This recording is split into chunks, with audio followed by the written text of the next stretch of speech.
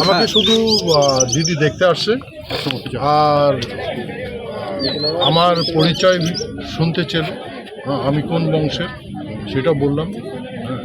আমি আমি বললাম আমাদের বংশ পরিচয় কাহানি। আমার এই মহারাজ নরক নবদত্ত, আমরা সেই বংশের লোক। যে কামাখ্যা যেটা মন্দির আছে ওটা আমাদের পূর্বপুরুষের প্যালেস। তারপরে আমাদের পরের রাজবাড়ি হচ্ছে তোমার গোসানিমারি মহারাজ কান্তেশ্বর। তারপরে প্যালেস হচ্ছে এই গোয়ালপাড়া ডিস্ট্রিক্ট, ভাস্কর বর্মার সূর্য মন্দির পাহাড় যেটা বলে ওইটাই। তা এরকম করে আমার ডাইনেস্টিটা চলেছিল। তারপর আমার ডাইনেস্টি এন্ড হয়ে যায়।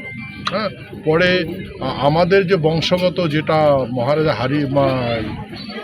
মঙ্গল ছিল সেনাপতি আমাদের বংশভূত, তারে বংশভূত হারিয়ামণ্ডল এরা আবার পুনঃস্থাপন করে। তার বংশটা এখানে এই যে 26তম রাজত্ব করলো।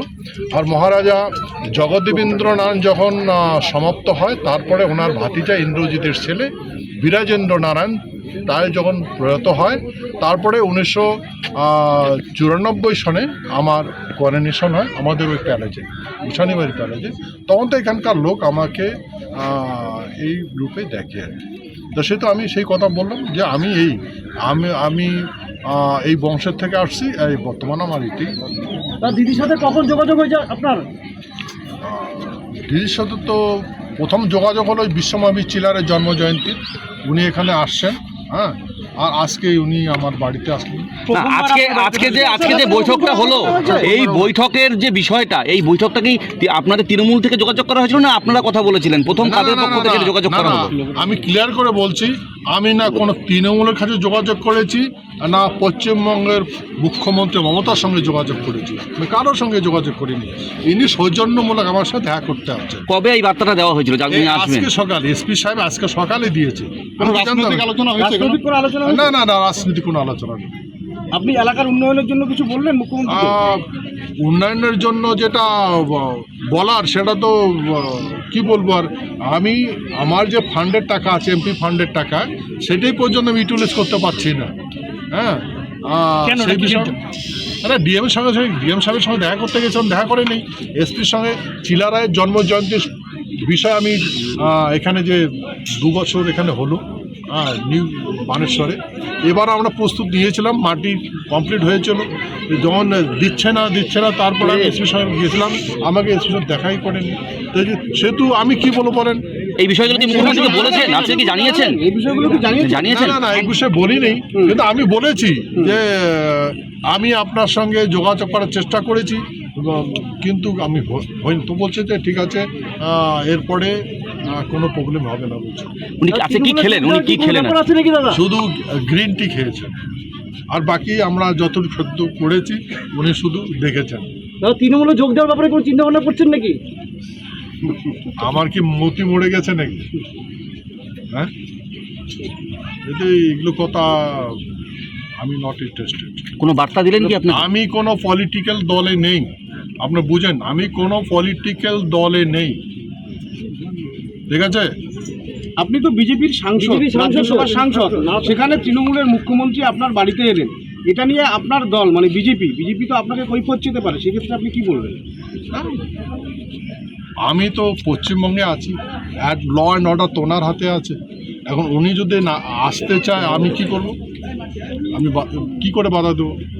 সেহেতু আমার যেটা গৃহস্থ ধর্মের যেটা নীতি, উনি আসছেন, উনি বলছেন আমি আপনার বাড়িতে যাচ্ছি, আমার এসপি সাহেব বলেছেন আপনার বাড়িতে আসছে, সেটা আমি তো হতভম্ব হয়ে গেলাম। কিন্তু রাত্রে যখন আমি ওই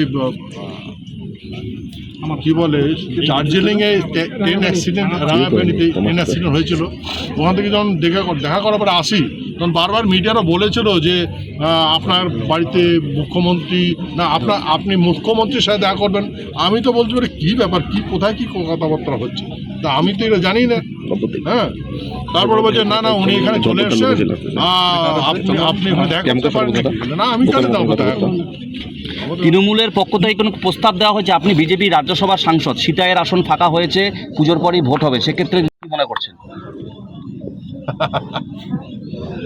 আমি এখন বিধায়ক হব? আপনি কি বলেন, আমাকে বিদায় হওয়া প্রয়োজন? যদি আপনাকে প্রস্তাব দেয় তাহলে আমি বিজেপি রাজ্যসভার মেম্বার। আর আপনার জ্ঞান থাকা দরকার, ওই পার্লামেন্ট ভবনে রাজ্যসভা রাজাদের আসন ওগুলো, অ্যাজ পার কনস্টিটিউশন, ওখানে রাজারাই বসবে, বলেন?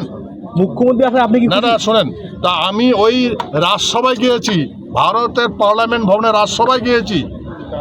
আমি রাজ্যসভায় লোকসভায় যাইনি। এখন আপনারা যদি বলেন আমি এমএলএ হব, আমার কি মস্তিষ্ক খারাপ হয়ে গেছে? এবারে ভোটের ফলাফল নিয়ে কোনো কথা হয়েছে? আপনাকে যদি তৃণমূল রাজ্যসভার সাংসদ হওয়ার ইচ্ছে দেয় তাহলে কি বিজেপি থেকে করবেন বলে মনে করছেন? আরে ভাই, আমি তো রাজ্যসভার আছি, রাজ্যসভার মেম্বার আছি। তৃণমূলের পক্ষ থেকে রাজ্যসভা সাংসদ, এখন তো বর্তমানে বিজেপির আছেন। তৃণমূল যদি বলে যে আপনাকে তৃণমূলের তরফ থেকে সাংসদ করা হবে। তৃণমূলে কেন যাব? আপনার মতি মরে গেছে নাকি তৃণমূলে যাব? আমি বিজেপির সক্রিয় সদস্য, মানে রাজ্যসভার মেম্বার। আমাকে নিয়েছে বিজেপি, হ্যাঁ, বিশ্বাসে নিয়েছে। আমি এরকম করব? মুখ্যমন্ত্রী আজকে আপনার বাড়িতে এলেন, আপনি কি খুশি? হ্যাঁ, মুখ্যমন্ত্রী আপনার বাড়িতে এলেন, আপনি কি খুশি? একজন স্টেটের হেড অফ দ্য ডিপার্টমেন্ট আমার বাড়িতে আসছে, তো খুশি তো হবে।